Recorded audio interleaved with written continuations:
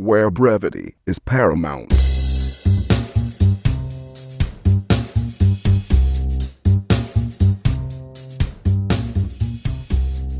Hello and welcome to episode 4 of Chet and John's reassuringly finite gaming playlist. My name's Chet Roivas, with me is John Denton. Hello.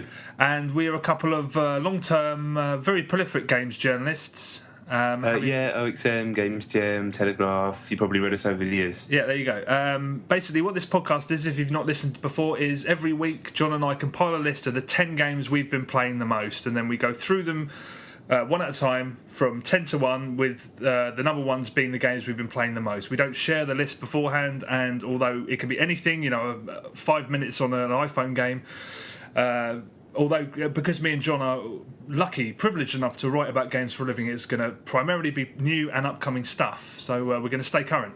And yeah, that's it. So yeah, let's go.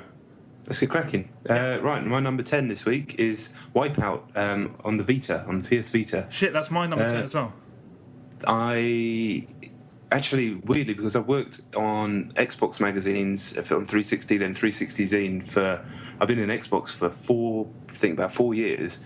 I've not actually played the Vita. Now I'm freelance. I can get involved with Sony again.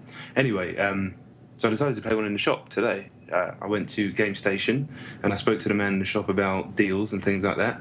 And he pulled out his Vita and let me have a go. And I kind of spoiled it a little bit because the machine's so nice. I wanted it to be, the first time I played it, to be a nice, brand new, shiny one where you take his is covered in like paw prints. It was in a really crappy case. I'd have handed it straight back to him. I didn't really want to play it, but I had my little boy with me and all this sort of stuff. So I decided to load up Vita, and Wipeout, and the whole time that I was playing it, he was just giving me the hard sell. I didn't have the heart to tell him, listen, mate, I know what it is. I was just trying to kind of tune him out. And then after 5 minutes of being pretty impressed by Wipeout, it looks amazing. I knew it was going to look good because I understand what the machine is, but still, like you say, when the first time you see it, it is quite impressive. He just oversold, and then he started telling lies. He said that a new Call of Duty game is going to be cross-compatible with the PS3 version. I was like, hold on. They love doing that, though, the people that work in those shops. And then he said something else about cross-compatibility, and I was like, see you later. So, no disrespect to the machine, but people in Game Station don't oversell because you won't sell anything. Yeah, too true. That's actually my number 10 as well. I mean, it feels nice. The one thing I will say about it is it is just another Wipeout game. Yeah, which is what put me off as well as impressed me, if that makes any sense. Yeah, I mean, it looks great, but I mean, it's an exceptionally well-made Wipeout game, but aren't they all? And I have to say, I'm more of an F-Zero guy anyway. I am as well. I liked 2097 back on the PS1 a lot, but that was a long time ago, and I don't really think it's been bettered. I played the PS3 one quite a lot at Wipeout. Was it just called Wipeout HD? I think it was. And again, I was just like, yeah, it's still Wipeout, still floaty, and you got the 2 air brakes. And this was, I could see me playing it for an hour on a train and then never ever playing it again. I don't know, I really liked it. I don't think it's any better or worse than any Wipeout game. I thought it was just another really good Wipeout game. Did you try the tilt controls? No, I just played regular controls. To be honest, this guy was just badgering me the whole time, so I couldn't really concentrate. If ever a racing game can't work with tilt controls, it's Wipeout, because you'd be flinging it around like a fucking nutcase because those corners are so sharp. Yeah. I mean, it was most of the touchscreen features where you can go through the menus was nice, but the tilt controls was just a real fuck up. Didn't even know I had them, to be honest, but I don't really like tilt controls for racing games, really. Yeah. Anyway, I prefer the precision of having a stick or a wheel. The wheel, the fucking Mario Kart. I still maintain that that's the best with that stupid little steering wheel. Yeah, it's fun. It is fun. Fucking brutal loading times, though, eh? Yeah, I couldn't believe it. Standing there, this guy's chirping away at me, and my little boy's starting to cry. I want him to shut up. The man, not the boy. And then, I'm just watching this percentage go up, and I don't understand. It's coming from inside his Vita, but yeah, I will grab the machine at some point, but not from that man. Yeah, not with that game. And not with that game, no. Yeah. All right, well, my number 10 was Wipeout as well, so what's your number 9? Oh, okay. My number 9 is a game called Draw Something on iOS. I don't know if you've heard anyone speaking about it this week. It's like the latest craze. It's free. It's basically Words with Friends, but instead of words, it's Pictionary, and you just asynchronously send each other stupid pictures. The game will ask you to draw something. You draw something, send it across, and then it appears on their screen. But it doesn't just appear as a finished drawing. It appears as a video of how you've drawn it, so they can try and guess. As quick like you do in Pictionary, you try and guess before they finish the picture. This works in the same way. So you're watching the drawing kind of appear in front of you on your screen, and you're trying to guess using like Hangman type stuff. There's letters at the bottom, not Hangman, more like Boggle. Real simple game, just the type of thing that you just waste time doing, and it's free. It sounds great. You can do it. Yeah. You can do it competitively then. No, it's almost cooperatively. You're trying to see how far you can get. I've only been playing it a little bit, but it does seem like you're trying to. Yeah, you want the other guy to succeed. So, and then between you get new high scores to see how many levels you get past and how many coins you get on the way. Like you can choose between 3 clues at the beginning: one's for 1 coin, one's for 2 coin, then trickiest one's for 3. So. It just seems you're just cooperatively trying to get as far as you can and making each other laugh in the process. It's fun. I'll be playing it for ages, I'm sure. That sounds good. I'm going to pick that up. That sounds good. Yeah, it would do. Okay, my number 9 is Modnation Racers Road Trip on the Vita. Not a lot to say. I mean, I've got a real soft spot for the Modnation Racers series, and I think it's quite underrated. I really like the sort of risk-reward gamble that you pay with the boost meter, because you've played those games, I've never right? played Modnation ever. I mean, aside from the superb track building stuff on the PS3 version, there's when you're racing, you can build up your boost and use your boost, but when your boost meter is full, you can block. You can basically have a shield, and you can sideswipe other racers. So it's you can't just keep boosting. You have to be strategic about it. Again, the load times are absolutely fucking brutal. I mean, I can't even remember first run PSP games taking that long to load. It's weird, isn't it? It is strange, and but I really like this game. It's kind of the frame rate issues later on. After you've been playing it for a while, there's I had some real issues with frame rate during the game, but I still think it's really fun. It's a quintessential launch game. It's not quite as good as it should be, but if you're a fan of the series like I am, I'm loving it. And creating tracks with the touchscreen is just like it's wicked. I mean, I'm a bigger fan of that than most people, I reckon. Do you remember the guy in the original Modnation Racers video at E3? Yes, and I'd love to quote him. Me and a mate quoted this little guy right here. I'm sure we'll put some of them over there. Yeah, that YouTube video is gold. Actually, that's a perfect thing to put at the end of the podcast. Anyway, that's my number 9. Yeah, that sounds better than Wipeout. Do you reckon? For me, no. Wipeout's a more rounded package, and honestly, the frame rate stutters quite a bit. Like when I got further on in the campaign, like I said, it's a first generation game through and through. Should be better, but I like the series, so they're kind of on a par, really. Right. Cool. My number 8 is a game called Dillon's Rolling Western on 3DS. It's a downloadable game. I had to review it. It's quite expensive. I think it's like a tenner, which is a lot for a 3DS downloadable game. Jesus. It's a tower defense / sort of third-person exploring game, and it's fucking crap. It's such a crap game. You play this armadillo called Dillon.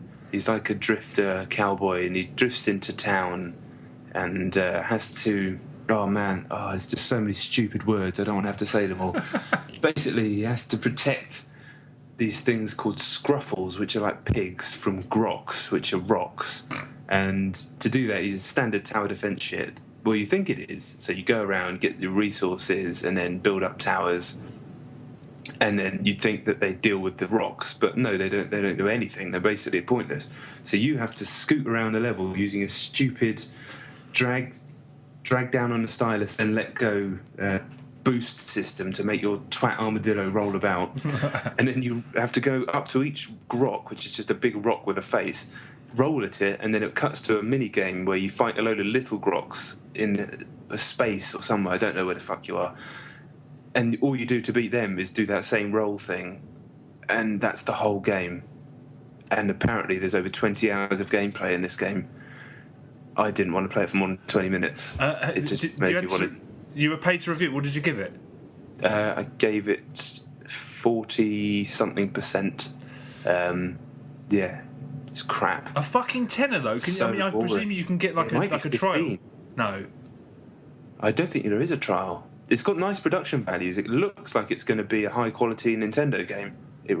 It just isn't. It's just misery. I say it's not Nintendo developed. I say. No, but it's like one of those games that feels like it's had Nintendo's eye on it. Not their fucking seal of approval, by the sounds of it. Everything's got their seal of approval, hasn't it? Otherwise, I don't know. Online, I mean, I think they've had they turn their backs to stuff that goes out on the WiiWare and the 3DS. Although I've not played a whole lot of it, I've seen some really shoddy shit on there before. Yeah, but they're quite. Have you heard about that game that they're not allowing on the 3DS store, The Binding of Isaac, from the Super Meat Boy guy? Yeah, but I think there's other reasons behind that. I don't think. Yeah, it's to do with the religious overtones or something. Yeah. But yeah, Nintendo seal of approval. This podcast has a Nintendo seal of approval. Is that right? No, but one day. That's my aim. Come on, Shigsy, if you're listening, sort us out. What do you mean if? Excellent point. Okay, right. My number 8 is FIFA Vita, FIFA Football, as it's called on the Vita. FIFA Football. Yeah, it's FIFA in your hand. It's the best handheld football game by far. Fantastic. I mean, it's, as many people have pointed out, it's, if you've got used to tactical defending and all of the little sort of trinkets, there's no Ultimate Team, there's no EA Sports Football Club, there's no tactical defending. It is basically FIFA 11. But when I was playing it, I was like, shit, man, without all those finicky, fucked up collisions, I think I kind of like the simplicity of it. But yeah, it's FIFA in your hand. It's great. The online's really cool, although you can only do sort of, competitive one-on-one. It works great. The only thing that's kind of annoying is the great thing about holding the Vita, especially if you spent your Christmas fucking crippled playing Mario Kart on the 3DS like I did, if you've got massive hands, it works perfectly. And the way they use the rear screen on the back, you're running towards goal, you've pressed the exact point as if you were looking front on to the goal, tap where you want the ball to go and he'll shoot. It works like a fucking dream, except so the back of the Vita's, you can, like a goal, you imagine a goal overlaid on that, do you? Yeah. So yeah, Okay. but exactly that. So then you tap in the top right corner with your fingers around the back of the console. Top right corners. Top right corners. But the thing is, the rear touchscreen's so big, and my hands are so big, that if my fingers even slightly go on it, a message will come up on the screen saying your fingers are on the touchscreen. So it doesn't work. So I end up holding it like a 3DS, like I'm crippling myself. That aside, you don't have to shoot like that, though, do you? No, you don't. And I mean, although I scored once with that, and it was just like fucking awesome, I wouldn't do it online because there's more at stake then, and you'd be a bit pissed off if you lost because you were fucking spazzing up with the with that button. But yeah, using the touchscreen to actually, if you can play a ball into space in ways that you never can, because if you just tap where you want the ball to go on the screen, they'll kick it there, and you can play it like that for a little while. But going between doing that and using the thumbstick and the buttons is a bit of a pain in the ass. It's like Pro Evo on the Wii. Remember that one when you drag the thing to where you wanted to go in? At first I was like, it's so awesome, but then after a couple of games you're like, yeah, I want the classic controller support, really. But you can just play it, you can ignore all of that crap, can you? And just play it as if it's FIFA, and it's FIFA in your hand, and it looks incredible, feels great. Yeah, it's the best handheld football game of all time, and I quite like that 3DS Pro Evo, actually. Yeah, I do as well. I haven't played the newer one, but I played the first one. The one that launched with it, yeah. Yes. Yeah. Cool. Yeah, it sounds good. That I was very tempted to get the Vita with FIFA, just because I could see myself seshing that up, even though I've done it to death on the home console, on the home game. Right, now number 7, assuming you finished talking about FIFA. I have. You have, lovely. My number 7 is SSX. Have it. All I've written on my notes is global events. Oh, damn. Playing some global events, which are dangerous, yeah. Especially in a week where I've had lots of work to do, which is always good, but dangerous when you're playing stuff that isn't for work.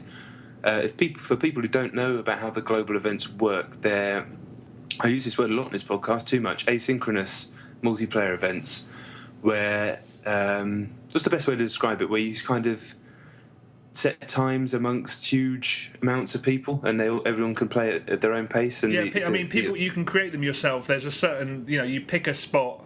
There's certain, it is hard to explain. You compete on a race. You do a race. You're either trying to get a high trick score. You're trying to beat a high, get to the bottom the fastest. But when you finish, you're sort of siphoned off into brackets that tell you where you're due to, what sort of medal you're due to get, and everyone else is free to compete with them until the timer runs down on the event and it stops. Yeah, and you have to buy into the events, don't you, with Some your of them. overall credits? Yeah, the really good ones, yeah. And then gamble them, and then you can win a shitload off the back end. Dangerously addictive. Yep. As I knew, as I was reviewing the game a while back, I knew the danger of that game, danger in a good way, would be the online stuff, because I knew I could sense that you were going to get into a loop where you get sucked into the next challenge, next friend's high score to beat, and you just get lost in there for hours. And the single player Deadly Descents thing was just going to be throwaway crap, and that was where the real game was. And I was right, because I was. Yeah, it took the most undignified chunk out of my fucking Saturday, because I stuck it on in the morning just to have a go. I did a few global events. I got gold on a couple, and then it pinged up, one of your mates has just beat your time. I was fucking straight back in, beat that again, and then it said you're no longer eligible for the gold medal we said you, and I was like, fuck, and I just went straight back. I mean, honestly, hours I was there going in circles, but you really feel like you're part of this massive community and this massive competition. So invigorating and so exciting. Online, that game, if that isn't the most influential game of this year so far, I mean, there's something's very wrong. I'm glad it's done well. I'm really glad it's done well. Me too. It deserves to. It's really good. There are problems with the single player stuff. I don't know if you've got to the Deadly Descents and done much of that stuff. It's a bit like, it's pretty gimmicky. I'm glad they steered away from that direction a while ago in development, because it seems like that was kind of it's not SSX, antithetical to what SSX is. But there's a great game in there.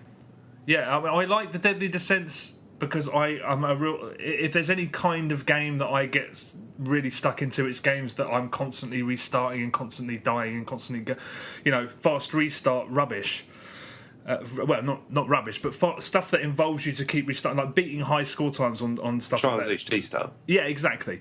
And those Deadly Descents, I think they're really good, but they're not SSX. I couldn't enjoy SSX for what it was. It became something completely different, and I like that. But yeah, I'm also glad that they clearly realised that wasn't a sort of a bone to chase, and they went with the other stuff instead. Yeah. Yeah. Awesome. So that was my number 7. Okay. My number 7 is Uncharted Golden Abyss on the Vita. It's been a Vita week. It has been a Vita week. I've been caning absolutely everything on it. And yeah, what can you say? It's an Uncharted game, so it's really good. There's not really much else you can say. When I played it initially at preview events sort of earlier this year, I was worried that they had kind of made the structure deliberately bitty, so that they shoehorned an Uncharted game into a format that would work on a handheld, and they haven't done that. They've just given it a save structure. Well, I say they haven't done that. They kind of done that a little bit. The missions are shorter, and but not noticeably so. And they've sort of compensated for that by having a really, really sort of effective save system. You can save anywhere at any time, and then that works great. That's good. You need that on a handheld. Yes, you do. Yeah, you do. It feels like the sensible choice rather than sort of trying to make it smaller. Touchscreen stuff. Good, bad. Anything when you have to swipe the screen to do a couple of gestures, which they make you do only a handful of times, it's just like, why? There's no point. But the tilt-based stuff, the gesture stuff, like if you're on a ledge and you want to lean over to jump onto something off it, I was doing that instinctively after the first few times. That just feels great. Just sort of tilts. Cool. Yeah, really effective. That. The story's really unmemorable. I mean, it's the characters are there, but the story's just kind of sort of ho-hum. And there's some really weird things. Like there's a massive sort of minigun section, and I'm like, that's not really Nathan Drake. He's not Rambo. But as fun as it was, I was just like, that just seems like a very, very weird, slightly desperate thing to throw in. Killed a lot of people, that guy. He has, but he does it in a very Indiana Jonesy way. He's not ever I've never run into a situation just fucking Rambo'd everybody. But to do that in that felt like a kind of, it's really fun, those bits, but kind of desperate, I thought. But it's an Uncharted game, and it's very good. That's all you can say, really. Yeah. I probably will end up getting around to playing it at some point, I would have thought, in my life. Yeah, worth doing. Yeah, it's Drake, innit? That's it. So my number 6 is a game called iBomber Pacific, or iBomber Pacific Elite, or something like that. It's on the iPhone. The reason it's so high on my list is because I've had to play it for review, and there's nothing wrong with it. It's a tower defense game set in Pacific region, World War II times. Really simple stuff comes through, little maps, roads, sometimes rivers, estuaries. You set up stuff in grids around it and watch it shoot the stuff. It's completely unremarkable but completely solid at the same time. At no point did I not want to play it when I was playing it, but at no point have I thought about playing it again since I stopped. So that's basically all I can say about that game. Have these games deepened your love for tower defense, or...? No. I'm still completely apathetic towards tower defense. They're strange games because I see the appeal at a sort of base level. There's sort of simple thrill making a plan and watching it work. I guess that's the best way to describe what those games do to you in your brain. It just doesn't massively appeal to me. I've never played one which has really grabbed me and made me want to continue making new plans and setting up new shit at all, really. And this is definitely not as good as Pixel Junk Monsters or the other one. Yeah, it's not as good as that, or some of the other. It's not as good as Plants vs Zombies, although it is more tactical, I guess. Maybe it doesn't have its personality. It's fine. It's like a couple of quid on the App Store if you really need another tower defense game on your iPhone. I'm sure you don't. Who does? Cool. What was that? Okay, right. That was my 6. 6, right. Okay, my number 6 is Pink Sweets, the other half of the Muchi Muchi Pork and Pink Sweets double bill that I paid a fortune to import from Japan on the Xbox 360 because I'm not an idiot. I was going to say idiot, so it's funny that you thought that. Yeah. No, I'm not an idiot because I fucking love those games. A genius, I'll give you that. Yeah, I mean, cave shooters, it's hard. All I'll say is that whoever, there's a rumour, and I've heard it so much, that Muchi Muchi Pork and Pink Sweets are hands down the easiest cave shooters that have ever been released, and that is horseshit because I thought it was me, but I stuck on Espagaluda 2 and I came through it, and I played. What was the one I played? What's the XBLA one? Galarang. Yeah, I know which one you mean. Garage, that's it. And I smashed it on those, but these two are fucking difficult. And in comparison to the last one, instead of pigs, you're collecting roses. You have this sort of shield called a rose cracker. You build that up, but you only build it up when you're not shooting. So it's risk reward. It's like when you're not shooting, you can build this thing up, completely stay covered, and then go up to enemies and then sort of detonate it like a bomb, but not giving you enough time to rebuild it up again into a shield. Again, that's it. It's a cave shooter, so it sounds like a fucking nightmare come alive. There's some really, really, unlike other cave games, there's some really, really endearing all your base are belong to us style, like errors in the translation or just sort of bad translations. Don't remind everyone again how much you paid for these games. Well, that double bill was a ton, £100. But, 100 English pounds. I'm going to get a lot of play out of them because I do really, really like cave shooters. I watched a bit of Mushy Mushy Pork on YouTube, and it gave me a migraine. I'll tell you what, I bet did you listen to it with the sound up? Yeah. I mean, hell. Yeah, I mean, it's just like Jesus Christ. I do wonder what my neighbours think because that's not music. It's not. It doesn't even sound like a game. It just sounds like someone trying to piss his neighbours off deliberately. Once at university, I had to watch Senegalese cinema. And all it was women with their tops off slaughtering cows and screaming just like that, and I had to leave. That's their entire cinematic output? Well, I'm basing their entire cinematic output on the 20 minutes of this one film I managed to stumble. Okay, that's good. That's good. Is it me? It's me. Number 5, Syndicate. Nice. Still single player, still really like it, still super slick. Simple enough in many ways, fairly linear, I guess you could say. I'm always a fan of games that try and be slightly more than the sum of their parts in terms of how they tell a story is perhaps not the right choice of words because Syndicate's story is pretty flimsy. Pretty flimsy? That's a fucking understatement. It's the worst. It's that it's set the benchmark. It's the shittest video game story of all time. But the way they've built the world and how that ties into your character and the HUD and all that stuff. I really like. I like the way games can do that. There's stuff that games can do that other mediums can't really do. Yeah.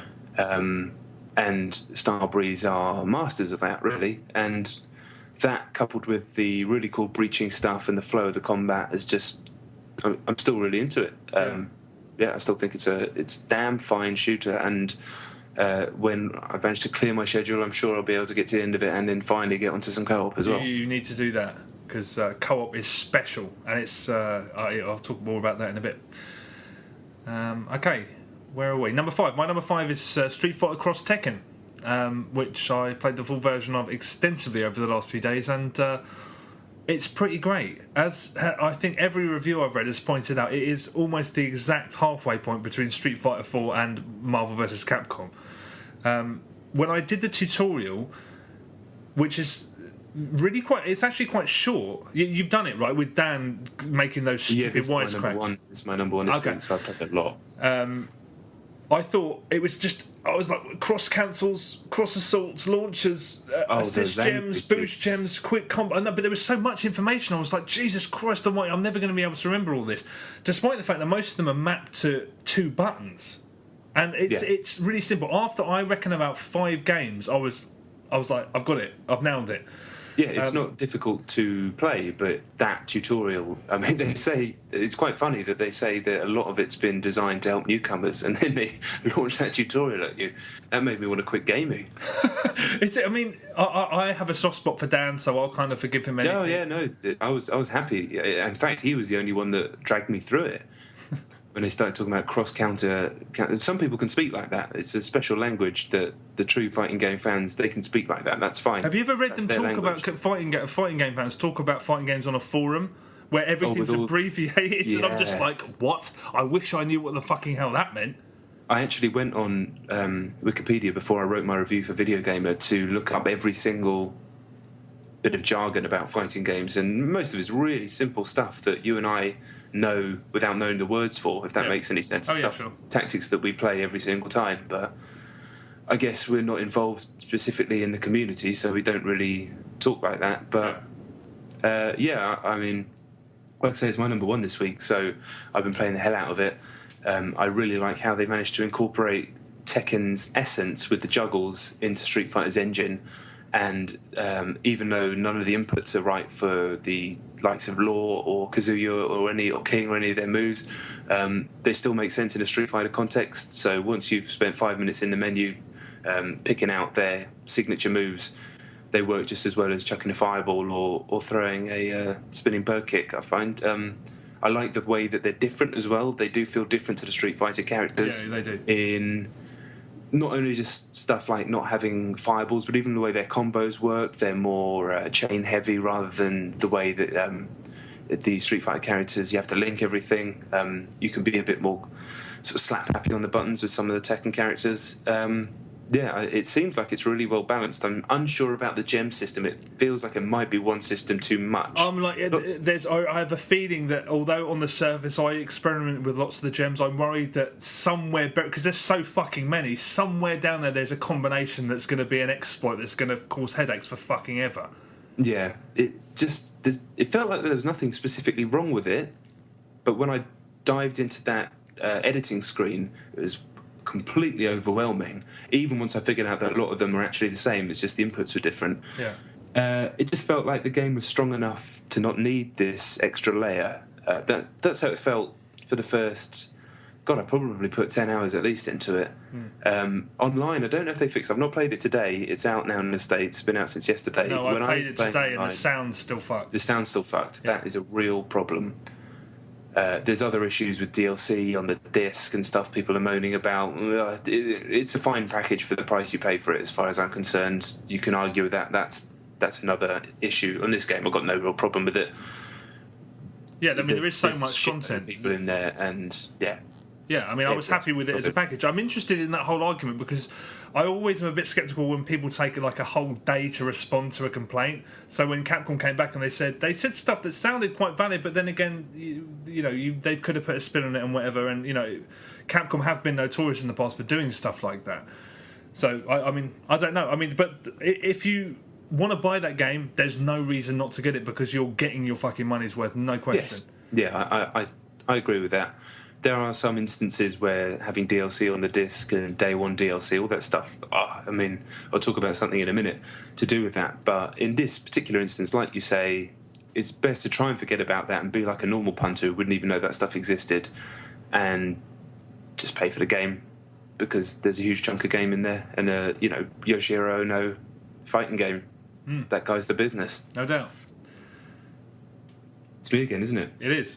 Number 4, Hero Academy. Jesus. Becoming a problem. It's becoming a problem. All I've written in my notes is crack, full stop. Sounds like Advance Wars. Yeah, it is, but because it's asynchronous, just like any... Oh, God, right, I promise you that's the last time I'm saying that. Because you're constantly getting badgered by people. You're not just playing it in your set-aside gaming time that you've decided to play a video game. It's infecting my work. It's infecting my almost every aspect of my life. It's infecting my going to the loo because I will spend more time there so I can think about my Hero Academy games. It's still a really simple strategy game. It's still free. Is it simple though? Because I finally downloaded it and I watched the tutorial video with the guy talking about it, and I was like, seems like a bit too much to take in. Should I just jump in? It's simpler than Advance Wars. No, it's really. Yeah, it is. If you try and take in all its systems all at once in one go, I reckon it might be a bit confusing. It's the type of thing that takes maybe 2 games. But yeah, just have a game with me and we'll chat at the same time, and you can just ask any questions. But over as the you phone? Play, or on this. That would be funny. Yeah, that would work. I was taking this. Never mind. Yeah, nice. Just ruined my flow. Unbelievable. Sorry. At any point, you can just press a screen and a little question mark pops up, and you just press it, and it will tell you what each thing does. But basically, you've got like 4 unit types, I think. A few I think they call them buffs. A few buffs, and like a spell that you can assign at the right time. It's really simple. It is really simple. I'm surprised that because I've heard so many people talking about it, they're not making any money off it. I think I've asked you this before. There aren't microtransactions, are there? Oh yes, they're making money off it. It is free, and then you can pay 69p to get rid of the ads, which aren't that intrusive. But after a while, I was like, I'm kind of sick of these ads, and they deserve 69p. Yeah, true that. Yeah. Also, what they brilliantly have done, you can buy new teams. There's Dark Elves and Dwarves. They're £1.99 normally, but they did a special offer on the Dark Elves for 69p, and that also gets rid of the ads as well. So you can buy a new team, and that will take out the ads. Nice. So I did that, 69p down. I think they're making a shitload of money off it, to be honest. Good for them. Almost every random my players bought both the elves and the dwarves because it's just a good game, and you want a new team to experiment with the new tactics. Fair play. Okay, that's cool. Okay. Get stuck in. Well, we're number. I'm gonna try that this week. You have my word, sort of half-assed word. My number 4 is Lumines, Electronic Symphony on the Vita. Far and away the best game on the Vita. If you're one of those people, like I think everybody who thinks I don't want to shell out full whack for a puzzle game, shell out full whack for a puzzle game. It's the best game on the Vita. Again, the touchscreen editions are pointless. You can speed up sort of how fast your bonus goes by tapping on the rear of the screen, which is completely a pain in the arse that they should have chopped. And you can sort of initiate sort of perks, so to speak, by tapping on the screen once. But essentially, and you can actually play the game by using the touchscreen, but if you do that, you're a maniac because you're going to die straight away. It's still the great game it was. The music's great, but it had a really profound effect on me, this one. I don't know why. It's like... It's really hard to describe when people talk so much about how games transport them to another world, and this kind of did that for me. It took me back to when I was a kid and I just lived in nightclubs and was surrounded by electronic music, and it's weird. I don't know why it had that effect on me, but it was really profound. Like when I put it down, I was just like, I felt like I'd been somewhere. And that's really weird for a game, let alone a fucking puzzle game. And it's probably exclusive to me, but it was a really profound. It made me feel very, very profoundly unusual, but brilliantly so. And just unusual. But if you haven't played it before, get it. It's a puzzle game. It's a great puzzle game. What can you say? It's awesome.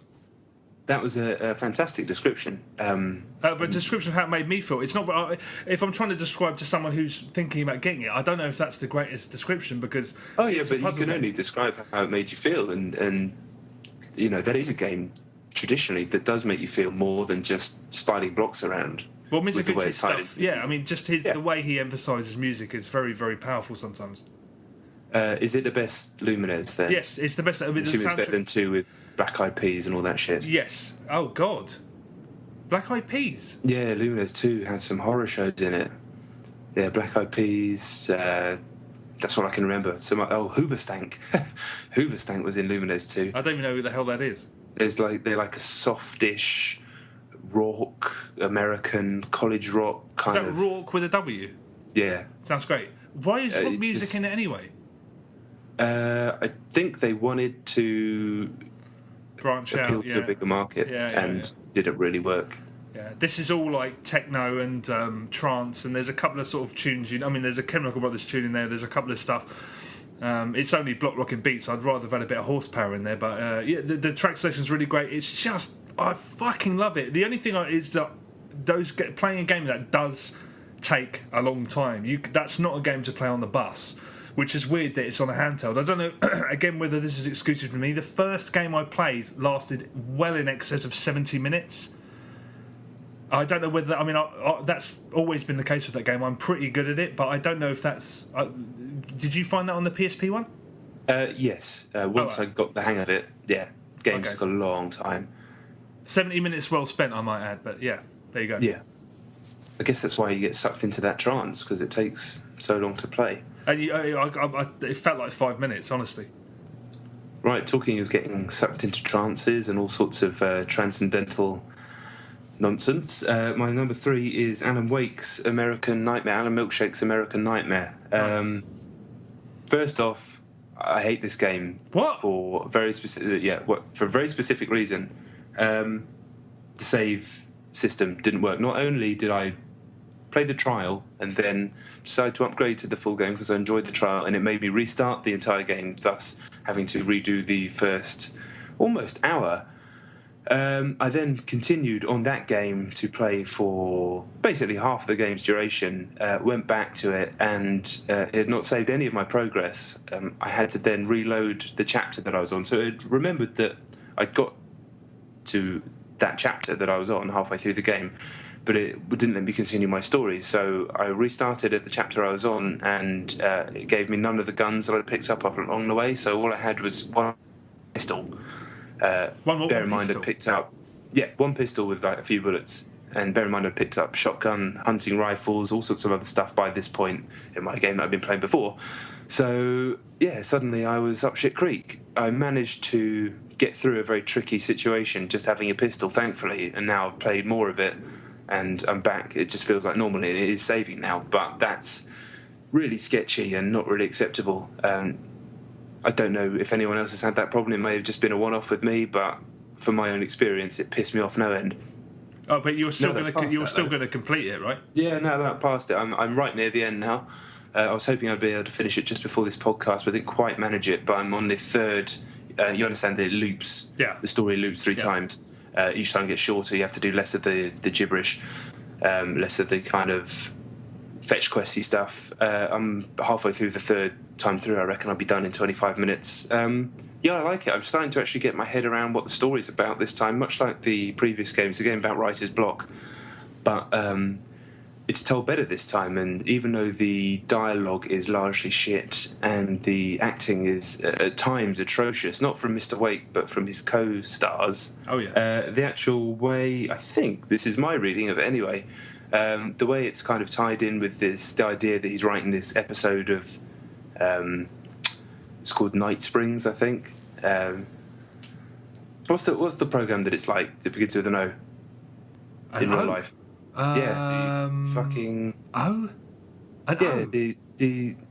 Twilight Zone. Oh, don't know. The Ozone. That's what I'm thinking of. Oh, the Twilight Ozone there, right. Twilight Ozone. The Twilight Zone. So it's tying in being inside that with the concept of him having writer's block and looping in on himself and setting things, and then suddenly everything's in place. Yeah, it's kind of interesting. I like games that are about things, even if they're slightly clumsily executed, which this is.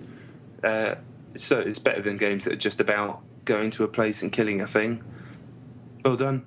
It's fine. The save system notwithstanding. But yeah, I think it's good. And I really like the idea of these slightly shorter, slightly lower budget, proper games on downloadable service. You know, stuff that isn't just a flat-planed 2D side scroller, which is nothing wrong with that, of course. But a 3 or 4, 5 hour proper game that you can download that is a lot cheaper than going to the shop. I'm into this. I'm into this style of delivery. Yeah, I'm looking forward to finishing that. Yes, it's good as long as you save games and you can stomach the terrible voice acting at times. Did you decide that you hated it halfway into speaking about it, or was that just you overreacting at the beginning about how much you hated it? Well, at the time, I was like, "Fuck this game, seriously." I was a nightmare. It was an American nightmare. Okay, right. My number 3, Battlefield 3. Can't say much more than I've already said about it, except for That's what you do. That's what I do. Batters, there's always going to be a bit of batters in there.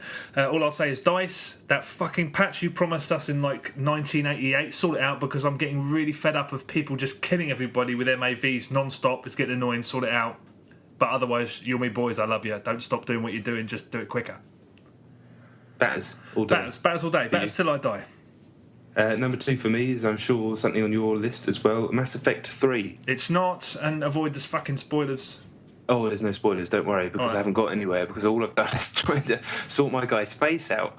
As I'm sure you're aware if you read the internet, there's a huge problem in Mass Effect 3 where faces created in Mass Effect 1 won't transport to Mass Effect 3, despite them coming through Mass Effect 2. It's a real pain in the arse. It's the ultimate first world problem. Oh, my little man's face can't go into my computer game, but it's pissed me off. So, yeah, I can't get my Shepard, who I've spent 50, 60 hours with, into the game. I don't want to be default Shepard. My guy kind of looks a bit like default Shepard. So does mine. It's negligible. Yeah, but it's enough. It is enough. So I thought, okay, well, I'm going to try and pretend like this is the Bourne films and I'm going to basically create Jeremy Renner. So I started trying to do that, and then I remembered that he's not even playing Jason Bourne, but I thought that's irrelevant. I'm going to try and do it. So I made it, and I thought, this guy looks all right. And then I started the game, and you're doing the first little chat, and you speak to Anderson at the beginning, and he looks like a raisin now for some reason. And then I went, shit, that's just my mate Paul. I've just made my mate Paul. So I'm going to have to restart the game, because I don't want to be my mate Paul for 40 hours. He's an idiot. That's fair enough. So I decided to do it again, and this time I really spent a long time on it and really got my face, and I was like, bang, that is so much like my original Shepard. I'm happy. Start the game up, I've made Dave Gorman. And I was like, I'm not doing this again. I'm going to stick with it. So I'm about an hour in. The game's bloody good. The combat's much better than it's ever been. The stories, the way they're doing the action and tying it in with the stories, really skillful. Definitely the best they've ever done it. I've not got to the bit where the game starts properly yet, on the ship, going to planets, all that Mass Effect stuff. But I'm just Dave Gorman, and I just don't want to be. I don't know what to do. Just don't let it get too late. Just fucking go back and just be normal, old school Shep. Add that. Yeah, I might have to be default Shep because I can't be Dave Gorman. Cover girl Shep, the guy on the front. Have you ever been tempted to be a girl? By the way, I haven't really understood that. No, a lot of people seem to do that with their characters, but it doesn't really appeal to me. I mean, I wouldn't mind. It's just not something I've ever felt inclined to do. I mean, it's not. I do it, but I've never it's not something I'd ever thought about doing. I don't know why. Yeah, same. I can't even begin to compute the psychology behind it, because I do know loads of people who will always do it. Boys, this is. I'm not one of them. But that's probably something to do with my fragile ego or something like that. Who knows? Yeah, who knows, indeed. Okay, my number 2, Syndicate. Again, spoken about it plenty already. It's massively underrated. The co-op is just fucking wonderful. We're doing it on the hardest setting now, me and 3 mates, and it's so challenging. I'm fucking speechless. It's so much fun, so much hard work. It's like Battlefield when you're up against a fucking badass team of fucking hardened fat boys. It's great. Although there's a technical issue which is doing our nuts in, which is we're playing, one of us after about an hour will get booted out back to the dashboard style. I'll come back in, and then the other one will one by one that'll happen, and then after that it's fine. But that's weird. Otherwise, it's fucking Sounds great. like Battlefield as well. Yeah. Funnily enough, yes. That's weird. I don't know whether there's a connection there. Of course there is. They're both EA. I don't know what I'm talking about, but it's great. By Syndicate. Done. My number one is, again, we talked about it at length already, is Street Fighter Cross Tekken. I've played the crap out of it for review. It's a very, very good fighting game. I don't think it's as good as Super Street Fighter 4 because I like that game as it is more measured. I am not a fighting game mega expert to the point where I can start reeling off high-level combos and talking on forums in a language I don't understand, but I do consider myself a perfectly solid, normal fighting game fan. This is a very, very good one. I agree. I like it a lot. I don't think it's going to... I'm not going to obsess over it the way like I did with Super Street Fighter 4, but fantastic. 10 times better than anyone could have been expecting. Okay, my number one, SSX. Spoke about it already. The online side is fucking phenomenal. They're geniuses. I love them for it. When I started playing, I was worried that they had... When I started playing it, and they had that fucking DJ Atomica who just sounds like he's straight out of the 90s, and I was like, oh...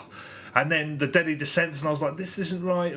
Yeah, get on the online side. It's awesome. I'm going to be playing it for a long time, probably way too much, but it's fantastic. Brilliant. Yes, it is. I agree. Done. Lovely. Okay, I forgot to mention at the beginning that we try and cram this into 40 minutes every week, and once again we failed, but we're getting better, I think, steadily. So next time, hopefully, we're going to be 40 minutes on the nose. Fingers crossed. Fingers crossed. Right, thank you very much for listening. Once again, this has been Chet and John's Reassuringly Finite Gaming playlist. You can listen to us on iTunes. You can check us on thefiniteplaylist.com. You can follow us on Twitter at John Denton, that's JONDENTON, John Denton, or at Chet Roivas, Chet, CHETROIVAS. And we will be back in a week for more dueling playlists, chat, and more Dave Gorman. Peace out. Goodbye.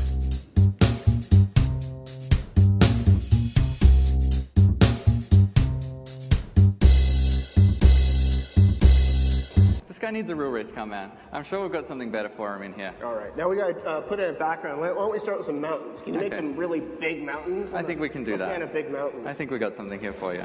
Nice. So that looks nice. But where do the Modnation racers live? I think we need to build a village for them. Yeah, I think we got one of them in here. I think we got something here. We'll go with some safety cones around the inside here.